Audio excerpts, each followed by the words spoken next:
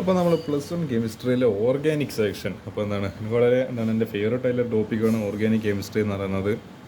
അപ്പോൾ നമുക്ക് ഏതായാലും ഇതിൻ്റെ എക്സസൈസ് ക്വസ്റ്റ്യൻസ് നോക്കാം. ഞാൻ ഫസ്റ്റ് ഇതിലെ വരാൻ സാധ്യതയിൽ NCERT എക്സാമ്പിൾ ക്വസ്റ്റ്യൻസ് ഡിസ്കസ് ചെയ്യണമെന്നുണ്ടായിരുന്നു. പക്ഷേ ആ ടെക്സ്റ്റ് ബുക്ക്, അതായത് കെമിസ്ട്രീൻ്റെ പാർട്ട് 2 ടെക്സ്റ്റ് ബുക്ക് എൻ്റെ അമ്മേൻ്റെ കയ്യിലില്ല. അതുകൊണ്ട് അതേ കിട്ടിയ ശേഷം ഇനി അത് ചെയ്യാൻ പറ്റും. നമുക്ക് ഏതായാലും അപ്പോഴത്തേക്ക് നമുക്ക് ഇതിനെ കുറച്ച് ക്വസ്റ്റ്യൻസ് ഏതായാലും ചെയ്ത് നോക്കാം.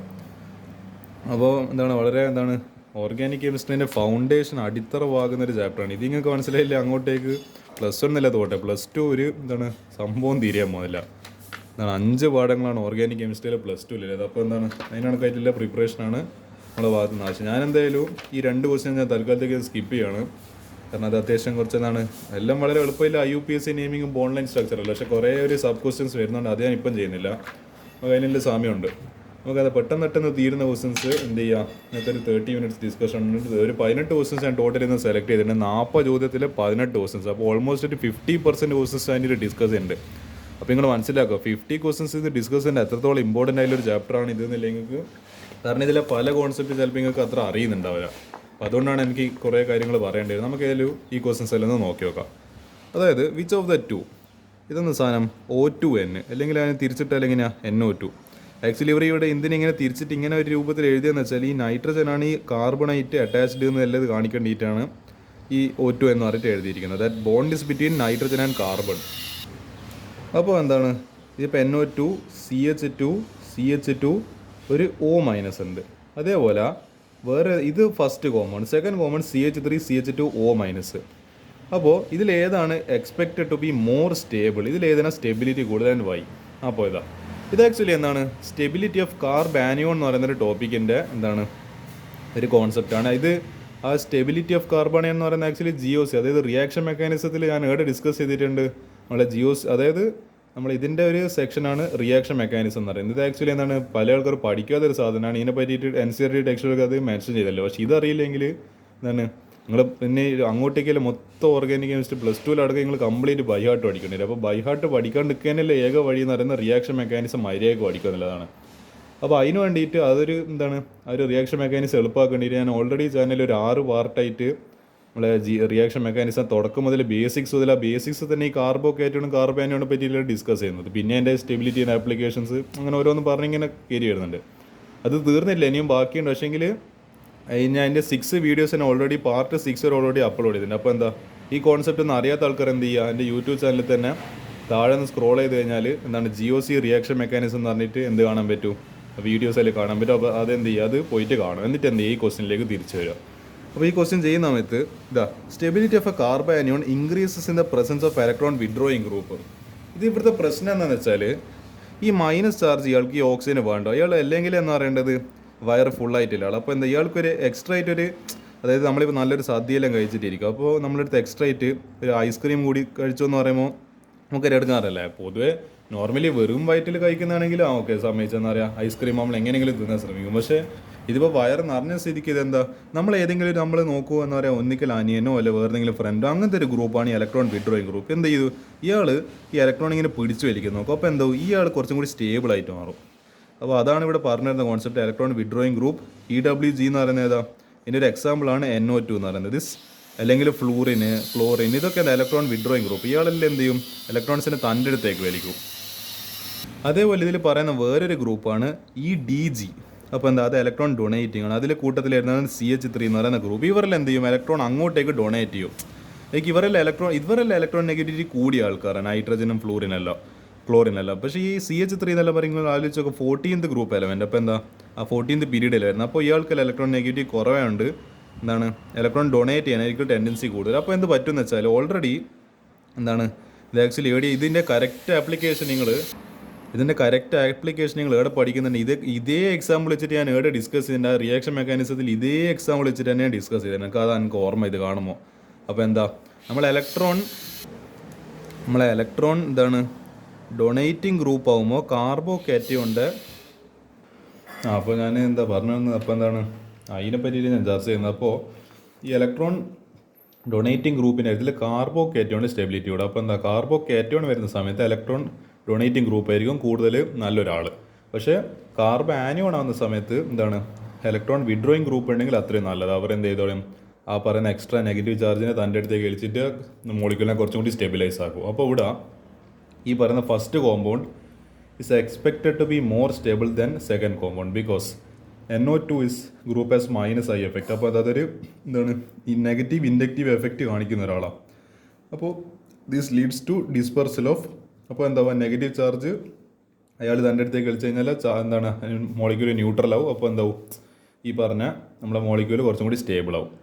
On the other hand CH3 group as plus I effect. ഇവിടെ പ്ലസ് ഐ ആണ് പ്രശ്നം. of the charge leads to stability of ion while intensification of negative charge leads to instability of ion.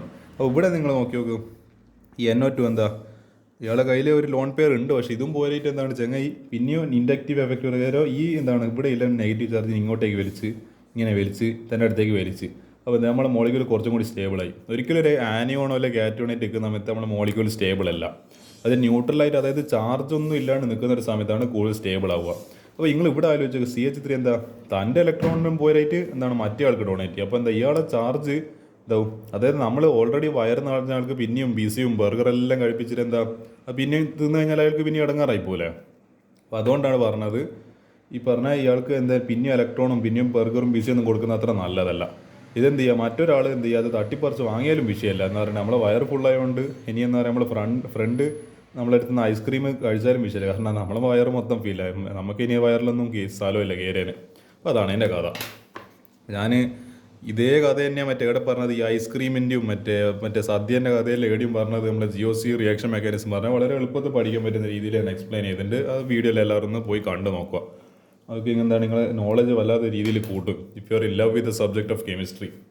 അടുത്തൊരു question, explain why alkyl groups എന്ന് പറയുമ്പോൾ എങ്ങനെ CH3 പോലത്തെ groups CH3 CH2 അങ്ങനത്തെ എല്ലാം groups act as electron donors when attached ആണ്. നമ്മളിപ്പം കണ്ട കാര്യമാണെങ്കിൽ ഈ CH3 എന്ന് പറയുന്ന ആൽക്കൈൽ ഗ്രൂപ്പ് നമ്മൾ പഠിച്ചതിൻ്റെ ഇലക്ട്രോൺ ഡൊണേറ്റിംഗ് ഗ്രൂപ്പ് എന്തുകൊണ്ടാണെന്നില്ല അതാണ് ഇവിടെ ചോദിക്കുന്നത്. Attached to a pi system. അപ്പോൾ എന്തുകൊണ്ട് they act as an electron donor, അവർക്ക് എന്തുകൊണ്ട് ഇലക്ട്രോണെ വലിച്ചുകൂടാ? അപ്പോൾ എന്താ ഇവിടെ ആക്ച്വലി എൻ്റെ പറയുന്ന റീസൺ എന്ന് പറയുന്നത് due to hyper conjugation effect. Alkyl groups acts as electron donors when attached to a pi system as shown below. ഒരു പൈ സിസ്റ്റം എന്ന് പറയുമ്പോൾ എന്താണ് ഡബിൾ ബോണ്ട് ഉള്ള സിസ്റ്റമാണ്. അപ്പോൾ CH3 ഇത് CH ഡബിൾ ബോണ്ട് CH2. അപ്പോൾ എന്ത് ചെയ്യും, നമ്മൾ ഹൈപ്പർ കോൺജുഗേഷൻ പ്രകാരം ഒരു ഷിഫ്റ്റിംഗ് നടക്കും. അപ്പോൾ പൈ ബോണ്ട് ഷിഫ്റ്റിംഗ് ഇങ്ങോട്ടേക്ക് ഷിഫ്റ്റായി. അപ്പോൾ എന്താ അതേപോലെ ഇവിടെ ഇപ്പോൾ എന്ത് വരും, ഒരു പ്ലസ് ചാർജ് വരും. അപ്പോൾ ഈ പ്ലസ് ചാർജിനെ ബാലൻസ് ചെയ്യാൻ അല്ലെങ്കിൽ ആ ചാർജിനെ ന്യൂട്രലൈസ് ചെയ്യാൻ ഈ ഹൈഡ്രജൻ ഒരു ബോണ്ട് ഇങ്ങോട്ടേക്ക് വലിക്കും. അപ്പോൾ എന്ത് സംഭവിക്കും, ഈ പറയുന്ന ബോണ്ട് ഇവിടെ ബ്രേക്ക്, ഇവിടെ H+ മാത്രം ബാക്കി HC. ഇതിനെ ആക്ച്വലി നോ ബോണ്ട് റെസണൻസ് എന്നും കൂടി വിളിക്കാറുണ്ട്. നോ ബോണ്ട് റെസണൻസ് അതിൻ്റെ വേറൊരു പേരാണ്. പിന്നെ ഇത് എന്താ ഇവിടെ അപ്പോൾ ഇത് വന്നപ്പോൾ ഇവിടെ ഡബിൾ ബോണ്ടായി CH. പിന്നെ ഇതിനെന്തായി ഇവിടുന്ന് എക്സ്ട്രാ ഒരു ബോണ്ട് കിട്ടിയോണ്ട് 2 ഇലക്ട്രോൺ കിട്ടിയോണ്ട് ഇയാൾക്ക് എന്തായി 2 ഇലക്ട്രോൺ കിട്ടി. അത് പ്രകാരം ഒരു നെഗറ്റീവ് ചാർജും കിട്ടി.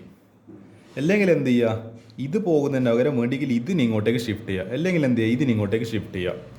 അപ്പോൾ ഇതിൽ ഏതിന് സാധ്യതയുണ്ട്, ഒന്നിക്കൽ ഇത് ഷിഫ്റ്റ് ചെയ്യാം, അല്ലെങ്കിൽ ഇത് ഷിഫ്റ്റ് ചെയ്യാം, അല്ലെങ്കിൽ ഇത് ഷിഫ്റ്റ് ചെയ്യാം. ഹൈഡ്രൈഡ് ഷിഫ്റ്റ് ആയത്. അപ്പോൾ ഈ ഒരു ഹൈപ്പർ കോൺജുഗേഷൻ എഫക്റ്റ് കാരണം ഈ പറയുന്ന വലിയ ഫിഗറൊന്നും വരക്കണമെന്നില്ല. Due to hyper conjugation alkyl groups act as electron donors. ഇത്ര എഴുതി കൊടുത്തു കഴിഞ്ഞാൽ ഇതിൻ്റെ ക്വസ്റ്റ്യൻ 2 മാർക്കിങ് കിട്ടും. അപ്പോൾ ഇങ്ങനെയാണ് ഈ പറഞ്ഞ ക്വസ്റ്റ്യൻ ആൻസർ ചെയ്യുക. എന്ത് ചെയ്യുക, അതിൻ്റെ due to hyper conjugation effect എന്ന് പറയുന്ന ആൻസർ എഴുതി കൊടുത്തത്. ഇവിടെ ഒരു A+ ലെവൽ ക്വസ്റ്റ്യൻ ഒന്നുണ്ട്, അതൊന്നും ഞാൻ ഇന്ന് ഡിസ്കസ് ചെയ്യുന്നില്ല, നമുക്ക് ഇനി സമയമുണ്ട്. എൻ്റെ പരമാവധി എൻ്റെ ലക്ഷ്യം എന്ന് പറയുന്നത് 18 ക്വസ്റ്റ്യൻസിനെ എങ്ങനെ 6 ക്വസ്റ്റ്യൻസ് വീതം ഓരോ, ഇപ്പോൾ 3 × 6 18. അപ്പോൾ ഇന്ന് 6 ക്വസ്റ്റ്യൻസ് ഡിസ്കസ് ചെയ്യാനാണ് ലക്ഷ്യം. നോക്കട്ടെ എത്രത്തോളം പറ്റുന്നില്ല. ഇന്ന് കൂടുതൽ ഞാൻ തിയറി ക്വസ്റ്റ്യൻസിലായിരിക്കും എൻ്റെ എന്ന് പറയേണ്ടത്. ഒരു തിയറി, അതായത് ഒരു റീസണിങ് ടൈപ്പ് നിങ്ങളിപ്പം കാണുന്നില്ല. ഇതാ എക്സ്പ്ലെയിൻ ദ ടേംസ്, ഇത് why which electron displacement effect explains the following correct orders of acidity of carboxylic acid. ഇതൊക്കെ എന്താണ് കംപ്ലീറ്റ് റിയാക്ഷൻ മെക്കാനിസം ആണ്. GOC എന്ന് പറയുന്നത്. അപ്പോൾ ഇതിൽ പറയുന്നതെന്ന് പറയുന്നത് explain the terms inductive and electromagnetic effect. അതൊന്നും ഇവിടെ എന്താ വലിയ കുറേ കഥ എഴുതി വെച്ചത്. ഇതൊന്നും ഞാൻ ഇതിൽ ഡിസ്കസ് ചെയ്യാൻ ഉദ്ദേശിക്കുന്നില്ല. കാരണം അതിനകത്ത് ഡിസ്കസ് ചെയ്തിട്ടുണ്ട് ഓൾറെഡി. നമ്മളെ റിയാക്ഷൻ മെക്കാനിസത്തിൽ ഞാൻ ഡീറ്റെയിൽഡായിട്ട് പാർട്ടായിട്ട് ഡിസ്കസ് ചെയ്യുന്നുണ്ട്. അപ്പോൾ അത് ഇതെല്ലാം കാരണം ഞാൻ കുറേ എക്സാമ്പിൾസ് എല്ലാം റിയൽ ലൈഫ് എക്സാമ്പിൾ വെച്ചിട്ടെല്ലാം എക്സ്പ്ലെയിൻ ചെയ്യുന്നുണ്ട്. അപ്പോൾ ഇതിൽ അർത്ഥമില്ല ഇത് ഇങ്ങനെ ഡിസ്കസ് ചെയ്യുന്നില്ല. അപ്പോൾ എന്ത് ചെയ്യുക, നമുക്ക് ഈ ഒരു ക്വസ്റ്റ്യൻ നോക്കാം. വിച്ച് ഇലക്ട്രോൺ ഡിസ്പ്ലേസ്മെൻറ്റ് എഫക്റ്റ്, അതായത് ഇതിപ്പോൾ ഒരു ഓർഡർ തന്നിട്ടുണ്ട്, ഇതൊരു ഓർഡർ തന്നിട്ടുണ്ട്. ഇതിൽ എന്താണ് നമുക്ക് ഈ പറയുന്ന ഇൻഡക്റ്റീവ് എഫക്റ്റ് ഇലക്ട്രോമാഗ്നറ്റിക് എഫക്റ്റിൽ ഏത് എഫക്റ്റ് വെച്ചിട്ടാണ് അതായത് ഇത് അസിഡിറ്റി ഓഫ് കാർബോക്സിലിക് ആസിഡ്സിൻ്റെ ഒരു ഓർഡറാണ് 2 എന്ന് പറയുന്നത്. അപ്പോൾ നമുക്ക് ഏത് ഇൻഡക്റ്റീവ് എഫക്റ്റോ അല്ലെങ്കിൽ ഇലക്ട്രോമാഗ്നെറ്റിക് എഫക്റ്റ് ഇതിൽ ഏത് വെച്ചിട്ട് എന്ത് ചെയ്യുക ഇതിനെ ഈ പറയുന്ന ഓർഡറിനെ എക്സ്പ്ലെയിൻ ചെയ്യാൻ പറ്റും. എന്തുകൊണ്ട് അങ്ങനെ എക്സ്പ്ലെയിൻ ചെയ്യാൻ പറ്റുന്നില്ല ആ ഒരു റീസൺ നമുക്ക് പറഞ്ഞു കൊടുക്കണം. അത് നമുക്ക് നോക്കാം. അപ്പോൾ എ പാർട്ട്, അതായത് എ പാർട്ട് നമ്മളെന്താ കാണുന്നത്, അതിൻ്റെ അസിഡിറ്റി എന്ന് പറയുന്നത് Cl3CCOH. ഇത് ആക്ച്വലി നിങ്ങൾ ആൽഡിഹൈഡ്സ് കീറ്റോൺസ് കാർബോക്സിലിക് ആസിഡ്സിൽ ഇതിനെപ്പറ്റി ഡീറ്റെയിൽ ആയിട്ട് പഠിക്കുന്നു. പക്ഷേ അതിൻ്റെ ഒരു ആപ്ലിക്കേഷൻ എന്ന രീതിക്ക് ഇപ്പോഴേ നിങ്ങൾ എന്താണ് ഈ ഒരു പാഠത്തിൽ അത് കയറി വരുന്നുണ്ട്. അപ്പോൾ നിങ്ങളത് മനസ്സിലാക്കുക എന്നുള്ളതാണ്. It is greater than Cl2CHCOH is greater than ClCH2COH. അപ്പോൾ ഇവിടെ എനിക്കൊന്ന് പറയേണ്ടത്, എനിക്ക് പ്രത്യക്ഷത്തിൽ മനസ്സിലാവുന്നത് ഇവിടെ എല്ലാം എന്താണ് COH ആസിഡ് ഗ്രൂപ്പാണ്. ഇവിടെ ക്ലോറിൻ്റെ എണ്ണം ഇവിടെ 3, ഇവിടെ 2, ഇവിടെ 1. അപ്പോൾ ഈ ക്ലോറിൻ്റെ എണ്ണം കുറഞ്ഞു വരുമ്പോൾ എന്താണ് ഇതിൻ്റെ ആസിഡിറ്റി കുറഞ്ഞു വരുന്നത് എനിക്ക് ഇങ്ങനെ മനസ്സിലാകുന്നുണ്ട്. ഞാൻ വെറുതെ എന്താ പറയുക, എനിക്ക് കോൺസെപ്റ്റ് ഒന്നും അറിയില്ല എന്നായിരിക്കും. ഞാൻ വെറുതെ ഇങ്ങനെ നോക്കുന്ന സമയത്ത് പക്ഷേ എനിക്കെന്താ കാണുന്നത്, വളരെ ബേസിക്കായിട്ട് നോക്കുമ്പോൾ ഇത് 3, ഇത് 2, ഇത് 1. അപ്പോൾ അത് കുറേ തന്നെ കാണുന്നുണ്ട്. അപ്പോൾ അതിൻ്റെ അവിടെ എന്തോ ഒരു കളി നടക്കുന്നത് നമുക്ക് നോക്കാം. As the number of halogen atoms means fluorine, bromine, iodine എല്ലാം വരും. ഡിക്രീസസ് ഓവറോൾ എന്താണ് -I എഫക്റ്റ് ഡിക്രീസസ്. അപ്പോൾ +I increases and acidity of okay. അതായത് ഈ അസിഡിറ്റി ഓഫ് നമ്മൾ പഠിക്കുന്ന ഒരു എന്തുണ്ട്, നമ്മൾ ആ ഒരു ആപ്ലിക്കേഷൻ ഓഫ് ഇത് ഈ പറയുന്ന ഇൻഡക്റ്റീവ് എഫക്റ്റിൽ പഠിക്കുന്ന ഒരു കാര്യമാണ്. Acidity is directly proportional to -I effect. അതായത് ഈ ഇലക്ട്രോൺ വിഡ്രോ ചെയ്യുന്ന ആൾക്കാരെല്ലാം ഗ്രൂപ്പെല്ലാം കാണിക്കുന്ന എഫക്റ്റാണ് -I, നെഗറ്റീവ് ഇൻഡക്റ്റീവ് എഫക്റ്റ്.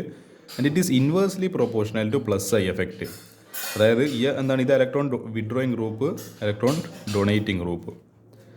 അപ്പോൾ ഇവിടുത്തെ പ്രശ്നം, ഇവിടെ ഈ Cl എന്ന് പറയുന്നത് എന്താണ് എന്താണ് വിഡ്രോയിങ് ഗ്രൂപ്പാണ്. പക്ഷേ ഇവിടെ എന്താ ഇലക്ട്രോണ് ഇത് എന്തായാലും 3 ക്ലോറിൻ ഉണ്ട്, ഇവിടെ 2 ക്ലോറിനല്ലു, ഇവിടെ 1 ക്ലോറിനാണ്. നമ്മളീ പറയുന്ന അസിഡിറ്റി എന്താണ് directly proportional to -I effect ആയതുകൊണ്ട് ഈ പറഞ്ഞ ഇലക്ട്രോൺ എന്താണ് വിഡ്രോയിങ് ഗ്രൂപ്പാണല്ലോ ക്ലോറിൻ എന്ന് പറയുന്നത്. അപ്പോൾ അത് എത്രത്തോളം അത് എന്താണ് കൂടുന്നോ അത്രത്തോളം എന്തായിരിക്കും നമ്മളെ ആ പറയുന്ന മോളിക്യൂല് അസിഡിക് ആയിരിക്കും. അപ്പോൾ എന്താണ് ഇത് ഇലക്ട്രോൺ തൻ്റെ അടുത്തേക്ക് ഇങ്ങോട്ട് വരിക്കുന്നതാണെന്നുണ്ട് 3 ആൾക്കാർ. അപ്പോൾ 3 ആൾക്കാരുടെ പവർ ഒരു ട്രിപ്പിൾ എഫക്റ്റ് ഇതിൽ കാണുന്നുണ്ട്. അപ്പോൾ അതുകൊണ്ട് തന്നെ എന്തായിരിക്കും ഇതിൽ അസിഡിക് സ്ട്രെങ്ത് ഏറ്റവും ഹയസ്റ്റ് ആയിരിക്കും, മോസ്റ്റ് അസിഡിക്. അത് കഴിഞ്ഞിട്ടായിരിക്കും ഒരു കുറച്ചും കൂടി പവർ കുറഞ്ഞ 2 ക്ലോറിൻ വരുന്നത്. ഇതെല്ലാം എന്താണ് ഇലക്ട്രോൺ വിഡ്രോയിങ് ഗ്രൂപ്പ്സ് ആണ്. അപ്പോൾ എന്താണ് ഇതിൽ കുറച്ചും കൂടി അസിഡിറ്റി കുറവായിരിക്കും. ഒരൊറ്റ എന്താണ് ക്ലോറിനല്ല ഈ ഒരു മോളിക്യൂളിൽ അസിഡിറ്റി ഏറ്റവും ലീസ്റ്റ് ആയിരിക്കും. അപ്പോൾ ഇത് ഞാൻ ആക്ച്വലി എക്സ്പ്ലെയിൻ ചെയ്യുന്നത് ഈ ഒരു ഒരു കാര്യം വെച്ചിട്ടാണ്. Acidity is directly proportional to -I effect, inversely proportional to +I effect. ഇത് പറഞ്ഞ് ഇത് ഈ ഒരു എന്താണ് പ്രിൻസിപ്പളിൻ്റെ മുകളിലാണ് ഞാൻ ഈ ഒരു ക്വസ്റ്റ്യൻ എക്സ്പ്ലെയിൻ ചെയ്യുന്നത്. അപ്പോൾ ഇത് നിങ്ങൾ എന്താണ് എവിടെയെങ്കിലൊക്കെ എഴുതി വെക്കുക എന്നുള്ളതാണ്. അത് എന്താണ് അപ്പോൾ ഇങ്ങനെയാണ് നമ്മൾ എന്താണ് അപ്പോൾ ഹാലജൻസ്, അതായത് ഇലക്ട്രോൺ വിഡ്രോയിങ് ഗ്രൂപ്പിൻ്റെ എണ്ണം കൂടുന്തോറും നമ്മളെ ആസിഡിൻ്റെ സ്ട്രെങ്ത്ത് കൂടിക്കൂടി വരും. അടുത്ത ബി പാർട്ടിൽ നമ്മളെന്താ കണ്ടത്, ഈ പാർട്ടിൽ നമുക്ക് എന്തെങ്കിലും ഒരു ഇത് ഉണ്ടോ നോക്കാം. ഇത് CH3CH2COH, ഇതെന്താ സാധനം, പ്രൊപ്പനോയിക് ആസിഡ്. ഇവിടെ നമുക്ക് കാണാൻ പറ്റുന്നത് പ്രത്യക്ഷത്തിൽ കാണുമ്പോൾ ഇവിടെ എന്തോന്നാണ് CH3ൻ്റെ ഗ്രൂപ്പ് ഇവിടെ 2 എണ്ണമായി, ഇവിടെ ആകെ 1 ഗ്രൂപ്പ് തന്നെയില്ല, ഇവിടെ ഇപ്പോൾ 2 എണ്ണമായി. പിന്നെ that is greater than CH3 thrice. അപ്പോൾ എന്നാൽ പിന്നെ CH3 ഗ്രൂപ്പ് എണ്ണം കൂടി. അപ്പോൾ ഇവിടെ 1 CH3 ഗ്രൂപ്പ്, ഇവിടെ 2 CH3 ഗ്രൂപ്പ്, ഇവിടെ 3 CH3 ഗ്രൂപ്പ്. ഞാൻ വെറുതെ ഇങ്ങനെ നോക്കുന്ന സമയത്ത് എനിക്കിങ്ങനെ കാണുന്നത്. അപ്പോൾ ഈ CH3 ഗ്രൂപ്പിന് എണ്ണം കൂടുമ്പോൾ അവിടെ എന്താ എഫക്റ്റ് സംഭവിക്കണം, നമുക്ക് എന്താണെന്നുള്ളത് മനസ്സിലാക്കണം. As A number of alkyl group, ഈ CH3 എന്ന് പറയുന്നത് ഇലക്ട്രോൺ ഡൊണേറ്റിംഗ് ഗ്രൂപ്പാണ്. അപ്പോൾ അതെന്താണ്, അത് +I എഫക്റ്റ് കാണിക്കുന്ന ആളാണ്. ഈ +I എഫക്റ്റിൻ്റെ പ്രശ്നം എന്താണ് ഈ പറഞ്ഞ അസിഡിറ്റിക്ക് എന്താണ് ഇൻവേഴ്സ്ലി പ്രൊപ്പോർഷണലാണ് ഈ പറഞ്ഞ ഏതാണ് +I എഫക്റ്റ്. അപ്പോൾ അതായത് ഈ +I എഫക്റ്റ് ഈ കാണിക്കുന്ന ഗ്രൂപ്പ്സ് ഇലക്ട്രോണിനെ എന്താണ് അങ്ങോട്ടേക്ക് ഡൊണേറ്റ് ചെയ്യുന്ന ഗ്രൂപ്പുകൾ എണ്ണം. ഇപ്പോൾ ഒരു എക്സാമ്പിൾ പറയുകയാണ്, ഒരു എക്സാമ്പിളാണ് ഇതിൽ CH3 എന്ന് പറയുന്നത്. അപ്പോൾ ഈ CH3 പോലത്തെ ഗ്രൂപ്പിന് എണ്ണം കൂടുന്നവർ, അതായത് ഇത് ഇൻക്രീസ് ചെയ്യുന്ന സമയത്ത് ഈ അസിഡിറ്റി കുറഞ്ഞു, ഇൻവേഴ്സ് പ്രൊപ്പോർഷണാലിറ്റി ഒന്ന് കൂടുന്ന സമയത്ത് മറ്റേത് കുറഞ്ഞു. അപ്പോൾ എന്താ ഒന്നാമത്തെ എക്സാമ്പിൾ CH3 CH2. അപ്പോൾ ഇയാൾ ഇലക്ട്രോണിനെ ഡൊണേറ്റ് ചെയ്യുന്നുണ്ട്. അപ്പോൾ എന്താ ഇങ്ങനെ ഇലക്ട്രോൺസിനെ അങ്ങോട്ടേക്ക് ഡൊണേറ്റ് ചെയ്ത് കൊടുക്കുന്നുണ്ട്. പക്ഷേ ഇയാൾക്ക് എന്താണ് ആകെ ഒരു ഇലക്ട്രോൺ, അതായത് ഇയാൾക്ക് അസിഡിറ്റി കുറച്ച് കുറവുണ്ട്, കാരണം ഇങ്ങനെ ഒരു ഇലക്ട്രോൺ ഡൊണേറ്റിംഗ് ഗ്രൂപ്പിൽ. പക്ഷേ കമ്പാരിറ്റീവ്ലി പറയുന്ന സമയത്ത് ഇയാളുടെ അടുത്ത് ആകെ ഒരു ഇലക്ട്രോൺ ഡൊണേറ്റിംഗ് ഗ്രൂപ്പിലുണ്ട്, ഇയാൾ കുറച്ചും കൂടി അസിഡിറ്റി ആയിരിക്കും. നമ്മൾ ഈ പറയുന്ന കാര്യങ്ങളെല്ലാം കമ്പാരിറ്റീവ്ലിയാണ്. അതായത് എന്താണ് ഒന്നിനെ വെച്ചിട്ട് മറ്റേതിന് നമ്മൾ കമ്പയർ ചെയ്യുന്നത്, അല്ലാണ്ട് ഇതിനെന്താണ് ഭയങ്കര അസിഡിറ്റി കൂടുതലാണ് കുറവെന്നല്ല പറയുന്നത്. ഇതിനെ കമ്പയർ ചെയ്യുമ്പോൾ ഇതിനെ കുറച്ചും കൂടി കൂടുതലായിരിക്കും. അപ്പോൾ ഇവിടുത്തെ എന്താ സ്ഥിതി, ഇവിടെ 2 CH3 ഗ്രൂപ്പാണ്. അപ്പോൾ എന്താണ് ഇയാൾ 2 അപ്പോൾ ഒരു CH3 ഗ്രൂപ്പ് അങ്ങോട്ടേക്ക് ഇലക്ട്രോണെ ഡൊണേറ്റ് ചെയ്യുന്നത് കൊണ്ട് തന്നെ മൊത്തം ഇവിടെ അടങ്ങാറായിട്ടില്ല ഇത്. കാരണം നമ്മൾ പറഞ്ഞല്ലേ ഈ ഓക്സിജന് 2 ഓക്സിജൻ ഉണ്ട്. അപ്പോൾ ഇയാൾക്ക് ഇലക്ട്രോണാണ് വേണ്ട, ഇവിടെ വയറ് നിറഞ്ഞിട്ടല്ലേ ചങ്ങായി. പക്ഷേങ്കിൽ നമ്മൾ വീണ്ടും ഇലക്ട്രോൺ നമ്മൾ ഫീഡ് ചെയ്യുന്ന സമയത്ത് ഇതിപ്പോൾ നമ്മളിപ്പോൾ സദ്യ കഴിച്ചിട്ട് CH3 എന്ന് പറയുന്ന മറ്റൊരാൾ നമുക്ക് ഇങ്ങനെ പിസ തരും. അപ്പോൾ പിസ തരുന്ന സ്ഥിതി ഇതിപ്പോൾ CH3. അപ്പോൾ ഇവിടെ പിസയും തരുന്നുണ്ട്, ബർഗറും തരുന്നുണ്ട്. മൂന്നാമത്തെ CH3. അപ്പോൾ പിസയും ബർഗറും ഒരു ഡയറി മിൽക്കിൻ്റെ ചോക്ലേറ്റ്. അപ്പോൾ ഇങ്ങനെല്ലാം തരുന്ന സമയത്ത് ആകെപ്പാടെ ചങ്ങേൻ്റെ അവസ്ഥ ടൈറ്റായി പോകും. അപ്പോൾ ഇയാൾ കുറച്ചും കൂടി അസിഡിറ്റി കുറഞ്ഞു പോകും. കാരണം പിസയും ബർഗറും അയാൾക്കപ്പോൾ അല്ലെങ്കിലേ വേണ്ടായിട്ട് നിൽക്കുന്നത്. പിന്നെ ഇത് കൊടുക്കുമ്പോൾ തോറും ഇലക്ട്രോൺ കൊടുക്കുന്നവർ ഇയാളെ അസിഡിറ്റി ഇങ്ങനെ കുറഞ്ഞു വരുമായിരുന്നു. ഈ ഇലക്ട്രോൺ ഡൊണേറ്റിംഗ് ഗ്രൂപ്പ് കൂടും. അപ്പോൾ അസിഡിറ്റി കുറച്ചും കൂടി കുറവായിരിക്കും. ഈ 3 കൊടുക്കുന്ന ട്രിപ്പിൾ എഫക്റ്റ് കാണിക്കുന്നതുകൊണ്ട് ഇയാൾക്ക് ഏറ്റവും ലീസ്റ്റ് അസിഡിക് ആയിരിക്കും. നമ്മൾ ഈ പറയുന്ന കാര്യങ്ങളെല്ലാം കമ്പാരിറ്റീവ് ആയതുകൊണ്ട് ആ ഒരു സെൻസിൽ തന്നെ എടുക്കുക. അപ്പോൾ ഇങ്ങനെയാണ് ആക്ച്വലി ഇതിൻ്റെ ഓർഡർ വരുന്നത്, ഈ -I എഫക്റ്റും +I എഫക്റ്റിൻ്റെയും. അപ്പോൾ നിങ്ങൾ മനസ്സിലാക്കുന്ന ഒരു കാര്യം എന്ന് പറയുന്നത് acidity is directly proportional to -I effect to inversely proportional to +I എഫക്റ്റാണ്. അപ്പോൾ ആ ഒരു കാര്യം അറിയെങ്കിൽ ഈ പറയുന്ന ക്വസ്റ്റ്യൻ ചെയ്യാൻ വേണ്ടി പറ്റും. നോക്കുവാണെങ്കിൽ നമുക്കതിൽ ഈ ഒരു മറ്റേ നമ്മളെ പ്യൂരിഫിക്കേഷൻ അല്ലെന്നോ നമ്മളെ ഈ ക്വാളിറ്റേറ്റീവ് അനാലിസിസിൻ്റെ ഭാഗത്ത് വരുമ്പോൾ ഇതിൽ കുറച്ച് ക്വസ്റ്റ്യൻസ് കാണുന്നുണ്ട്. ഇതെല്ലാം ഷോർട്ട് ആയതുകൊണ്ട് പെട്ടെന്ന് തീർക്കാൻ പറ്റുന്നതെന്ന് എനിക്ക് തോന്നുന്നുണ്ട്. 1 2 3 4 നമുക്കതിൽ നോക്കാം. Why is nitric acid? എന്താണ് nitric acid? HNO3 added to sodium extract before adding silver nitrate. ഇതെല്ലാം കുറച്ചും കൂടി ഒരു ലോജിക്ക് നമ്മൾ പഠിച്ച തിയറി വെച്ചിട്ട് കുറച്ചും കൂടി അപ്ലൈ ചെയ്യേണ്ട കുറച്ച് ക്വസ്റ്റ്യൻസ് ആയത്. Nitric acid added to sodium extract. നിങ്ങൾ സയൻസ് ടെസ്റ്റിൽ പഠിക്കുന്ന ഒരു സംഭവമാണ്, ടേമാണ് sodium extract before adding silver nitrate. അപ്പോൾ ഈ സിൽവർ നൈട്രേറ്റ് ആഡ് ചെയ്യുന്ന മുമ്പ് നമ്മൾ ആദ്യം എന്ത് ചേർക്കും? ഈ നൈട്രിക് ആസിഡ് ചേർക്കും. ഏതിൻ്റെ ടെസ്റ്റിൽ? ഈ പറഞ്ഞ നൈട്രജനൊക്കെ നൈട്രജൻ, കാർബൺ, സൾഫറൊക്കെ ടെസ്റ്റ് ചെയ്യുക. അതോടൊപ്പം തന്നെ ഈ പറഞ്ഞ ഹാലജൻസും ടെസ്റ്റ് ചെയ്യാൻ പറ്റും. അപ്പോൾ നമ്മൾ എന്തിനാ ഈ ആദ്യം HNO3 ചേർക്കുന്നത്? അതിൻ്റെ റീസണാണ് നോക്കുന്നത്. Sodium extract is boiled with nitric acid to decompose NaCN and Na2S. അപ്പോൾ നമ്മൾ ഈ ഉണ്ടാക്കിയ സോഡിയം എക്സ്ട്രാക്റ്റിനെ നമ്മൾ നൈട്രിക് ആസിഡായിട്ട് ആദ്യം ചൂടാക്കുന്നത്. എന്തായിട്ട് അതിനെ ഡീകമ്പോസ് ചെയ്യുന്നത്, അതിനെ ഒരു കോമ്പൗണ്ട് ആക്കി മാറ്റുകയാണ്. NaCN-ഉം Na2S. അത് അഥവാ ഒരു കോമ്പൗണ്ടിൽ ഉണ്ടെങ്കിൽ അതിനെ ഡീകമ്പോസ് ചെയ്യേണ്ടിയിട്ടാണ്. അപ്പോൾ NaCN + HNO3 എന്ന് പറയുന്നത് it gives NaNO2 + HCN. HCN എന്ന് പറയുന്ന ഗ്യാസ് ആയതുകൊണ്ട് അത് മുകളിലേക്ക് കാണിക്കുന്ന ആരോ എന്ന് പറയുന്ന ഗ്യാസാണ്. അതപ്പോൾ അത് മുകളിലേക്ക് അങ്ങ് പോയിക്കോളും. Na2S + 2HNO3 giving 2NaNO3 + H2S. ഇതും ഒരു ഗ്യാസാണ്, ഹൈഡ്രജൻ സൾഫൈഡ് എന്ന് പറയും. അപ്പോൾ ഇതും ഗ്യാസായിട്ട് മുകളിലേക്ക് പോകും. If cyanide and sulphide are not removed they will react with AgNO3 and hence will interfere with silver nitrate test. അതായത് ഇതിപ്പം കാണുന്നുണ്ട് NaCN എന്തുണ്ട്, നമ്മൾ ഇടങ്ങാറാക്കുന്ന ചങ്ങായിട്ട് ഈ പറയുന്ന CN ഗ്രൂപ്പ് ഉണ്ട്. അത് ഈ Na2S സൾഫൈഡ് ഗ്രൂപ്പ്. ഈ S എന്ന് പറയുന്നത് ഇതിപ്പോൾ എന്താ സ്ഥിതി? +1, അപ്പോൾ +2. അപ്പോൾ ഇത് -2ലേക്ക്. അപ്പോൾ -2ലേക്ക് ഈ സൾഫൈഡും ഈ -1ലെക്കുന്ന ഈ പറയുന്ന സയനൈഡും കൂടിയിട്ട് ഇവരെ നമ്മൾ ഇങ്ങനെ റിമൂവ് ചെയ്തിട്ടില്ലെങ്കിൽ, അതായത് ഈ പറയുന്ന HNO3 ആയിട്ട് റിയാക്ട് ചെയ്യിപ്പിച്ചിട്ട് അതിവിടെ കാണുന്നുണ്ട്. ഈ HCN ഈ പറയുന്ന ഈ സയനൈഡ് ഗ്രൂപ്പ് അങ്ങ് പോയി, അത് ഗ്യാസ് ആയിട്ട് പോയി. അപ്പോൾ നമുക്കിൽ അഡ്വാൻറ്റേജ് ഈ CN ഇവിടുന്ന് പോയി കിട്ടി. പിന്നെ അഥവാ ഇനിയിപ്പോൾ സൾഫൈഡും പോയി കിട്ടും. അത് രണ്ടും ഗ്യാസ് ആയിട്ട് ടെസ്റ്റ് ട്യൂബിനെ പുറത്ത് പോയി. അല്ലെങ്കിൽ ഇതിപ്പോൾ അവിടെ തന്നെ ഉണ്ടെങ്കിലല്ലോ പ്രശ്നം ദേ will react with silver nitrate and hence. അപ്പോൾ ഈ സിൽവർ നൈട്രേറ്റുമായിട്ട് റിയാക്ട് ചെയ്യുന്ന ടെസ്റ്റ് തന്നെ നമ്മൾ സിൽവർ നൈട്രേറ്റുമായിട്ട് റിയാക്ട് ചെയ്യുന്ന ടെസ്റ്റിലാണ് നമ്മൾ ഹാലജൻ ഡിറ്റക്ഷൻ നോക്കുക. പക്ഷേ ഇങ്ങനത്തെ എല്ലാ ആൾക്കാരെല്ലോ ഇടയ്ക്ക് ഏരി വന്നു കഴിഞ്ഞാൽ പ്രശ്നമാവും. അപ്പോൾ നമ്മൾ നോക്കുന്ന സമയത്ത് അതിൻ്റെ ഒരു റിയാക്ഷൻ നോക്കുന്ന സമയത്ത് NaCN + AgNO3. അപ്പോൾ AgCN എന്ന് പറയുന്ന ഒരു വൈറ്റ് പ്രസിപ്പിറ്റേറ്റ്. അപ്പോൾ നമ്മൾ ആരോ ഡൗണാണ് കാണിക്കുക. ആരോ ഡൗൺ എന്ന് പറയുമ്പോൾ പ്രസിപ്പിറ്റേഷൻ നടന്നിട്ടുണ്ട്. AgCN + NaNO3. അതേപോലെ ഇനിയിപ്പോൾ സൾഫൈഡാണ് ഇല്ലതെങ്കിൽ Na2S + 2AgNO3. ഇതാണ് നമ്മളെ silver nitrate. It forms Ag2S. അപ്പോൾ ഇതൊരു ബ്ലാക്ക് പ്രസിപ്പിറ്റേറ്റ് ആയിക്കളയും. അപ്പോൾ നമുക്ക് നമ്മളെ ഈ പറയുന്ന ഹാലജൻസിനെ കണ്ടുപിടിക്കുന്നില്ല, അത് കൂടുതൽ ബുദ്ധിമുട്ടായി മാറും. അതുകൊണ്ടാണ് നമ്മൾ അങ്ങനത്തെ ഒരു പ്രശ്നം വരുന്നതുകൊണ്ടാണ് നമ്മൾ ഓൾറെഡി തുടക്കത്തിൽ തന്നെ ഈ സോഡിയം എക്സ്ട്രാക്റ്റിനെ നൈട്രിക് ആസിഡായിട്ട് മിക്സ് ചെയ്തിട്ട് ഹീറ്റ് ചെയ്യുന്നത്. അപ്പോൾ എന്ത് ചെയ്യുക, നിങ്ങൾ വെറുതെ തിയറി പഠിക്കുമെന്നല്ല, ഈ പറയുന്ന ആപ്ലിക്കേഷൻ ലെവൽ ക്വസ്റ്റ്യൻസും ചെയ്യാൻ വേണ്ടി പറ്റണം. ഇങ്ങനെയല്ലായിരിക്കും ചിലപ്പം ക്വസ്റ്റ്യൻസ് വരിക. അടുത്തത് explain the reason for fusion of an organic compound with metallic sodium. നമ്മൾ സയൻസ് ടെസ്റ്റിൽ കണ്ടിട്ടുണ്ട്. നമ്മളെ എന്താണ് മെറ്റാലിക് സോഡിയം, അതായത് ഓർഗാനിക് കോമ്പൗണ്ടിന് നമ്മൾ എന്താണ് മെറ്റാലിക് സോഡിയമായിട്ട് നമ്മൾ ഫ്യൂസ് ചെയ്യിപ്പിക്കുന്നുണ്ട് for testing nitrogen, sulphur and halogens. അപ്പോൾ അതെന്തുകൊണ്ട് അങ്ങനെ എന്താണ് ഫ്യൂസ് ചെയ്യിപ്പിക്കുന്നതെന്നാണ് ചോദിച്ചില്ല. Nitrogen, sulphur, halogens are present in an organic compound in covalent form. ഇത് വീണ്ടും ഒരു ആപ്ലിക്കേഷൻ ലെവൽ ക്വസ്റ്റ്യൻ പോലെ തോന്നുന്നുണ്ട്. ഇൻ കോവാലൻ ഫോമിലാണ് ഇവരെല്ലാം ഉണ്ടാവുക.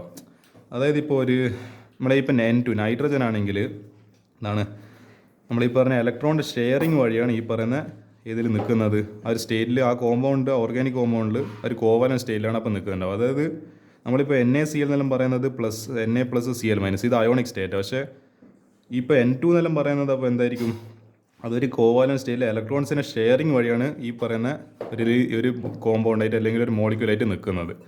So their detection is not easy. അപ്പോൾ ഇങ്ങനെ ഒരു കോവാലൻ ബോണ്ടിൽ നിൽക്കുന്നതുകൊണ്ട് തന്നെ ഇവരത് കണ്ടുപിടിക്കുന്നവരാണ് അത്ര എളുപ്പമല്ല. അപ്പോൾ നമ്മൾ ഇതിനെ ഫ്യൂസ് ചെയ്ത് കഴിഞ്ഞാൽ fusing Na metal with these elements they are converted S. അതാണ് ഞാൻ പറഞ്ഞത്. Na+ എന്ന് പറയുമ്പോൾ നമുക്ക് എന്ത് ചെയ്യാൻ പറ്റൂ, Cl- ഡിഫറൻഷ്യേറ്റ് ചെയ്ത് Na+ ഡിഫറൻഷ്യേറ്റ് ചെയ്ത്. അപ്പോൾ ഈ അയോണിക് ഫോമിലാക്കിയാലുള്ള ഗുണം ഒരു പാർട്ട് നെഗറ്റീവ്, ഒരു പാർട്ട് പോസിറ്റീവ്. നമുക്ക് പെട്ടെന്ന് എന്ത് ചെയ്യാൻ പറ്റും, ആ സാധനത്തിനെ കണ്ടുപിടിക്കാൻ വേണ്ടി പറ്റും. അപ്പോൾ they are converted into NaCN or Na2S or NaX. അപ്പോൾ എന്താ, ഒന്നിക്കൽ അത് CnO പ്ലസ് Na+Cn-, Na2S എന്ന് പറയുമ്പോൾ +2 -2, NaX എന്ന് പറയുമ്പോൾ -1 +1. അപ്പോൾ therefore in an ionic form these can be easily detected by ionic reaction. അപ്പോൾ അയോണിക് റിയാക്ഷൻ കണ്ടക്ട് ചെയ്തിട്ട് നമുക്ക് എന്ത് ചെയ്യാൻ പറ്റും, എളുപ്പത്തിൽ സാധനം കണ്ടുപിടിക്കാൻ പറ്റും. അപ്പോൾ ionic form is better then ഏത് ഫോം എന്ന് പറയുന്നത്, കോവലൻ ഫോം എന്ന് പറയുന്നത്. അതുകൊണ്ടാണ് നമ്മൾ എന്ത് ചെയ്യുന്നത്, ഈ സോഡിയം മെറ്റാലിക് സോഡിയമായിട്ട് നമ്മൾ ഫ്യൂസ് ചെയ്യിപ്പിക്കുന്നത്. അടുത്തൊരു ക്വസ്റ്റ്യന്, why is the solution of potassium hydroxide, എനിക്ക് തോന്നുന്നത് KOH എന്ന് തോന്നുന്നു, KOH use to absorb carbon dioxide evolve during the estimation of carbon present. അതായത് നമ്മൾ കാർബണിൻ്റെ ഡിറ്റക്ഷൻ ടെസ്റ്റ് ചെയ്യുന്ന സമയത്ത് ഈ പുറത്തേക്ക് വരുന്ന CO2 ഗ്യാസ് ആയിട്ട് പുറത്ത് വരും. അപ്പോൾ അവിടെ നമ്മൾ സൊല്യൂഷൻ ഓഫ് പൊട്ടാഷ്യം ഹൈഡ്രോക്സൈഡ് ഇതിനെന്ത് ചെയ്യും, ഈ പറയുന്ന CO2നെ അബ്സോർബ് ചെയ്യണം, അതിനെ ട്രാപ്പ് ചെയ്യാൻ വേണ്ടിയിട്ട് നമ്മൾ KOH ആണ് ഉപയോഗിക്കുന്നത്. അത് എന്തുകൊണ്ട് അങ്ങനെ ഉപയോഗിക്കുന്നതെന്ന് ചോദിച്ചിട്ടുള്ളത്. ഇതിൽ പറഞ്ഞാൽ CO2 is slightly acidic in nature. അത് ആക്ച്വലി അതെന്തുകൊണ്ട് അസിഡിക് എന്ന് ചോദിച്ചു കഴിഞ്ഞാൽ ഞാൻ ഇപ്പോൾ അത് എക്സ്പ്ലെയിൻ ചെയ്യുന്നില്ല. അത് നിങ്ങൾ P ബ്ലോക്കിൽ നിങ്ങൾ പഠിക്കുന്നുണ്ടായിരുന്നു. പക്ഷേ P ബ്ലോക്ക് എന്ന് പറയുന്നത് ചാപ്റ്ററെ ഡിലീറ്റഡാണ്. പക്ഷേ അതിൽ പറയുന്നുണ്ട് CO2 എന്ന് പറയുന്നത് എന്തായാലും കാർബണിൻ്റെ ഒരു കോമ്പൗണ്ടാണ്. അപ്പോൾ അത് കുറച്ചും കൂടി അസിഡിക് ആണെന്ന് പറയുന്നതാണ് അതായത് നമ്മളിപ്പോൾ ഓരോ ഇപ്പോൾ 13th ഗ്രൂപ്പ് 14th ഗ്രൂപ്പ് എന്നെല്ലാം പറയുമ്പോൾ അതിൻ്റെ ഓരോ പ്രോപ്പർട്ടീസ് പഠിക്കുന്ന സമയത്ത് അതിൽ കാർബണിൻ്റെ കോമ്പൗണ്ട് ആയിട്ടില്ല കാർബണിൻ്റെ ഒരു ഡയോക്സൈഡ് ആയിട്ടില്ല CO2 അസിഡിക് ആണെന്നതിൽ പറയുന്നുണ്ടായിരുന്നു. പക്ഷേ P ബ്ലോക്ക് ഇപ്പോൾ നിങ്ങൾക്ക് പഠിക്കാനില്ല. അപ്പോൾ അതാണ് ചാപ്റ്റേഴ്സ് ഡിലീറ്റ് ചെയ്യുന്നതിനെ കൊണ്ടുള്ള പ്രശ്നം. ചില കോൺസെപ്റ്റ് ഒന്നും ഇവിടെ ഇല്ല, അപ്പോൾ നിങ്ങൾക്കൊന്നും തീരില്ല. വെറുതെ സ്റ്റേറ്റ്മെൻറ്റ് ഇങ്ങനെ ബൈഹാർട്ടാക്കി പോകേണ്ടി വരും. ആ CO2 അസിഡിക് ആണ്, എന്തുകൊണ്ട് അസിഡിക്, അതിനുള്ള ഉത്തരവില്ല. Therefore it reacts with strong base KOH. അതായത് ഈ ആസിഡും ബേസും കൂടിയിട്ട് എന്ത് ചെയ്യും, റിയാക്ട് ചെയ്യുമ്പോൾ ന്യൂട്രലൈസേഷൻ റിയാക്ഷൻ നടക്കും. ഇത് ആക്ച്വലി നിങ്ങൾ ലാബ് ചെയ്തിട്ടില്ല. ലാബ് ചെയ്താൽ കുറച്ചും കൂടി ഒരു ഒരു ഫീൽ വരും. ടൈട്രേഷൻ ചെയ്യുന്ന സമയത്ത് സാൾട്ട് പ്ലസ് വാട്ടറായി മാറും. അപ്പോൾ എന്ത് ചെയ്യും, ഇറ്റ് ഫോംസ് ഈ പറയുന്ന ആസിഡിക് ആയിട്ടുള്ള കാർബൺ ഡയോക്സൈഡും ഈ ബേസ് ആയിട്ടില്ല, അതായത് ആൽക്കലി ആയിട്ടുള്ള KOH കൂടി ചേർന്നിട്ട് എന്തുണ്ടാക്കും, K2CO3 ഉണ്ടാക്കും. അപ്പോൾ and from the wait of CO2 obtain percentage of carbon in the organic compound is calculated. അപ്പോൾ ഇതിൽ നിന്ന് കിട്ടുന്ന കാർബൺ ഡൈ ഓക്സൈഡിൻ്റെ വെയിറ്റ് വെച്ചിട്ട് നമുക്ക് അതിൽ എത്രത്തോളം കാർബണിൻ്റെ അളവുണ്ട്, അതായത് ഇൻ പെർസെൻറ്റേജ് ഒരു ശതമാനത്തിൽ നമുക്ക് അതിൻ്റെ ഒരു കണക്ക് കിട്ടും. അപ്പോൾ അതിൻ്റെ ഇക്വേഷൻ വരുന്നത് 2KOH + CO2 gives K2CO3 + H2. ഞാൻ പറഞ്ഞില്ലേ സാൾട്ട് പ്ലസ് വാട്ടർ. ഇത് ആക്ച്വലി ഇതിൻ്റെ ഒരു ഫീൽ വരണ്ടെങ്കിൽ നിങ്ങൾ ലാബിൽ കയറിയിട്ട് ടൈട്രേഷൻ ചെയ്യണം. അപ്പോൾ അപ്പോൾ ഇത് ചെയ്യുന്ന സമയത്ത് നിങ്ങൾ മീതൈൽ ഓറഞ്ചാണ് ഉപയോഗിക്കുന്നതിൻ്റെ ഓർമ്മ. ഒന്നിക്കൽ ഫിനോഫ്തലിന് ഇൻഡിക്കേറ്റർ ഉപയോഗിക്കും, അല്ലെങ്കിൽ മീതൈൽ ഓറഞ്ച്, അങ്ങനെ 2 ഇൻഡിക്കേറ്റർ ഉണ്ടാവും. അപ്പോൾ ഇപ്പോൾ മീതൈൽ ഓറഞ്ച് ഉപയോഗിക്കുകയാണെങ്കിൽ അതിൻ്റെ ഒരു കളർ ഓറഞ്ച് എന്ന് ഒരു ഓൾമോസ്റ്റ് ഒരു റെഡ് കളർ പോലെ ആകുന്ന സമയത്ത് നമുക്ക് മനസ്സിലായി സാധനം മൊത്തം ന്യൂട്രലൈസ് ആയിട്ടുണ്ട് എന്നുള്ളത്. ഫിനോഫ്തലിന് ഉപയോഗിക്കുമ്പോൾ നിങ്ങൾ പണ്ട് പഠിച്ച പോലെ തന്നെ ഇപ്പോൾ പിങ്ക് കളർലെസ് ആയി മാറും. ഇതൊന്നും ഇപ്പോൾ നിങ്ങൾക്ക് ചിലപ്പം പറഞ്ഞാൽ ഫീൽ ചെയ്യുന്നുണ്ടാവില്ല, അത് ലാബ് കയറുമ്പം തീരും. അപ്പോൾ സാൾട്ട് പ്ലസ് വാട്ടറായി. The increase in weight of U tube containing KOH. അതായത് യൂട്യൂബ് എന്ന് പറയുമ്പോൾ ഇങ്ങനെ ഉള്ളൊരു നമ്മളെ നോർമലായുള്ള യൂട്യൂബ് അല്ല, ഇങ്ങനെയുള്ളൊരു യൂട്യൂബാണ്, ഒരു യു ഷേപ്പിലുള്ളൊരു ട്യൂബ്. അപ്പോൾ it gives the wait of CO2 produced and from the wait of CO2 obtain. അപ്പോൾ നമ്മൾ അതിനെ ഉപയോഗിക്കുന്ന ഒരു ഇക്വേഷനാണ് percentage of carbon = 12/44.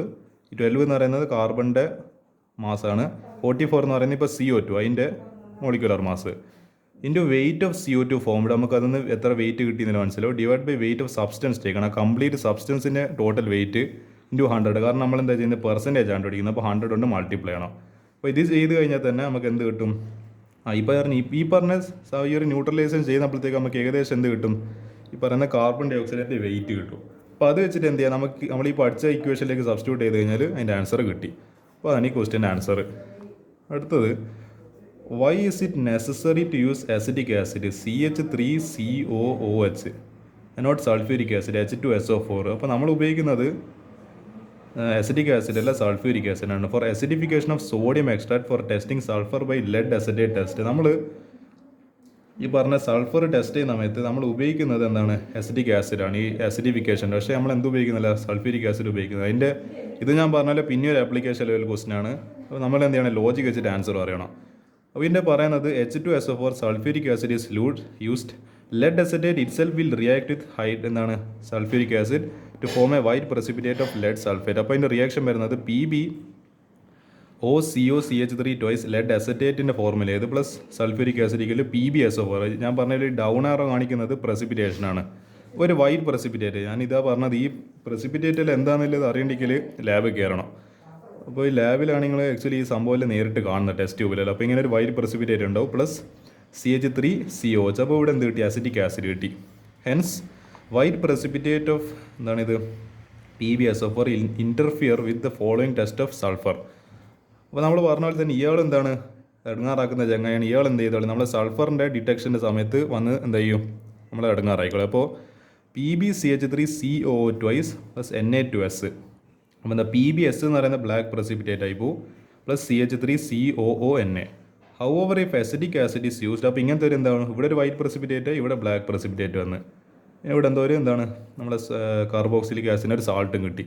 How over if acetic acid is used is does not react with lead acetate. അപ്പോൾ അതതിൻ്റെ ഒരു മെച്ചം എന്ന് പറയുന്നത്, എന്ത് ചെയ്യില്ല, നമ്മൾ ഈ പ്രശ്നം മൊത്തം തുടങ്ങിയത് ഈ പറഞ്ഞ സൾഫ്യൂരിക് ആസിഡ് ഈ ലെഡ് അസറ്റേറ്റ് റിയാക്ട് ചെയ്തിട്ട് ഈ പറയുന്ന ഒരു പ്രസിപ്പിറ്റേഷൻ നടന്നുകൊണ്ടല്ലേ. നമ്മളപ്പോൾ അതിൻ്റെ പകരം എന്ത് ഉപയോഗിക്കുക, അസിറ്റിക് ആസിഡ് ഉപയോഗിച്ച് കഴിഞ്ഞാൽ ഇങ്ങനെ ഒരു റിയാക്ഷനേ നടക്കൂല. ലെഡ് അസറ്റേറ്റുമായിട്ട് എന്തായാലും അസിറ്റിക് ആസിഡ് റിയാക്ട് ചെയ്യാനൊന്നും പോകുന്നില്ല. അപ്പോൾ എന്ത് ചെയ്യും, നമുക്ക് എളുപ്പത്തിൽ എന്ത് ചെയ്യാൻ പറ്റും, നമ്മളെ സൾഫറിനെ കണ്ടുപിടിക്കാൻ പറ്റും. അപ്പോൾ നമ്മൾ ഈ എന്താണ്, നമ്മൾ ഈ പ്രശ്നക്കാരൻ എന്ന് പറയേണ്ടത്, നമ്മളെ ഒരു റിയാക്ഷനിൽ നമ്മൾ ഇടങ്ങാറാക്കി കളയുന്ന ചങ്ങായിക്കളെല്ലാം ഒഴിവാക്കി കഴിഞ്ഞാൽ തന്നെ നമ്മളെ റിയാക്ഷന് മര്യാദയ്ക്ക് നടന്നോളും. പക്ഷേ സൾഫ്യൂരിക് ആസിഡെല്ലാം ഇതിൽ ഉപയോഗിച്ച് കഴിഞ്ഞാൽ ഇയാൾ വേണ്ടാണ്ട് പ്രസിപ്പിറ്റേഷൻ ഉണ്ടാക്കിയിട്ട് നമ്മളെ പ്രോസസ്സ് കുറച്ചും കൂടി കഷ്ടമാകും. അതുകൊണ്ടാണ് നമ്മൾ എന്ത് ഉപയോഗിക്കുന്നത്, സൾഫ്യൂരിക് ആസിഡ് ഉപയോഗിക്കാത്തത് in the testing for sulphur using lead acetate test. എനിക്കൊന്ന് ലെഡ് അസറ്റേറ്റ് ടെസ്റ്റ് അല്ലെങ്കിൽ എന്താണ് സാൾട്ട് ചെയ്യുന്ന സമയത്ത് പഠിക്കാനുണ്ട്. However if acetic acid is use it does not react with lead acetate so it does not interfere with the test. അപ്പോൾ നമ്മൾ ടെസ്റ്റിൽ വെറുതെ എന്താണ് കയറിയിട്ട് ചങ്ങായി അലമ്പുണ്ടാക്കൂല. അപ്പോൾ എന്ത് ചെയ്യും, ഈ ഇത്ര ക്വസ്റ്റൻസ് ആണ് ഇന്നത്തെ പാർട്ടിയിലാണ് ഡിസ്കസ് ചെയ്യാൻ ഉദ്ദേശിക്കുന്നത്. ഇനിയും കുറച്ച് ക്വസ്റ്റൻസ് ഉണ്ട്. എത്ര ക്വസ്റ്റൻസ് ഡിസ്കസ് ചെയ്യുന്നത് എനിക്കറിയില്ല. പക്ഷേ എത്രയോ ആയിക്കോട്ടെ, നമുക്ക് ഏതെങ്കിലും ഈ ചാപ്റ്റർ നമുക്ക് ഏതെങ്കിലും തീർക്കേണ്ടതുണ്ട്. നമുക്ക് ഏതെങ്കിലും അടുത്ത പാർട്ടിൽ പാർട്ട് 2 ഇനി കാണാം.